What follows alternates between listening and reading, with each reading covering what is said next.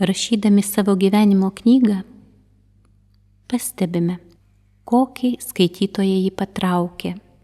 Pastebime, kokiais tikslais jis varto puslapius ir kokias savo mintis joje palieka.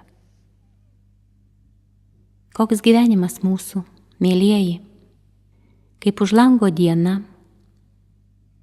kaip mintis prieš minutę, kaip žvilgsniu pasakyta tiesa, kaip širdis, kurią saugom nuo vėjų, kaip viltis išgyvent ir sulaukti šviesos akyse.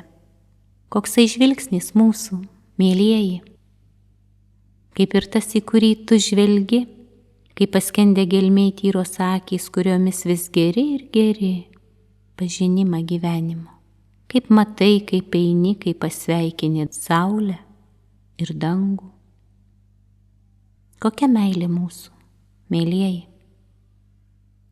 Kaip ir aš, kaip ir tu, kaip ir mes, kaip atverti langai nuoširdumui, kaip širdis, kurioje tyvuliuoja jausmai,